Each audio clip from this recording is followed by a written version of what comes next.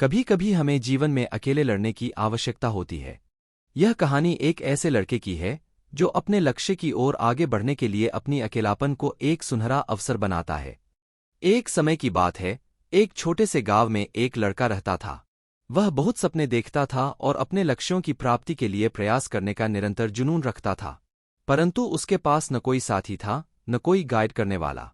उसके परिवार में भी उसकी सपनों को समझने वाला कोई नहीं था। इसलिए उसे लगता था कि वह अकेलेपन की जंजीरों में बंद है और उसके सपने अधूरे रहेंगे। फिर भी उसने निरंतर मेहनत की और अपनी आत्मविश्वास की आवाज को बुलंद किया। उसकी इच्छाशक्ति और संघर्ष ने उसे सही दिशा में आगे बढ़ाने की शक्ति दी। एक दिन उसे अपने गांव के बाहर एक पुस्तकालय का पता चला। वह आश्चर्यचकित हुआ क्योंकि उसे पहले कभी ऐसी जगह नजर नहीं आई थी। धीरे धीरे उसने उस पुस्तकालय के दरवाजे पर कदम रखा। वहां जाकर उसने देखा कि लोग पुस्तकों के बीच खोए रहते हैं और वहां की शांतिपूर्णता और ज्ञान के वातावरण ने उसे संतुष्ट कर दिया।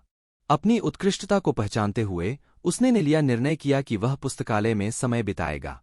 धीरे धीरे वह पुस्तकालय की विभिन्न किताबों को पढ़ने लगा और नई दुनिया की खोज में निकल पड़ा। दिनों बिताने के साथ साथ उसका ज्ञान बढ़ता गया और वह अच्छे लेखकों और दर्शकों के साथ रिश्ते बनाने लगा।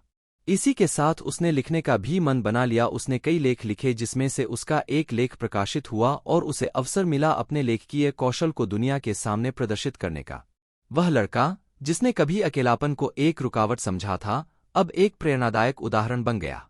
लोग उसे मान्यता देने लगे और वह लड़का अपने लक्ष्यों की ओर अग्रसर होने में सफल हुआ। इस कहानी से हमें यह सीख मिलती है कि अकेलापन को एक सुनहरा अवसर बनाने के लिए हमें संघर्ष करना चाहिए। हमारी संयमितता, समर्पण और मेहनत हमें अपने लक्ष्यों की प्राप्ति की ओर आगे बढ़ा सकती है।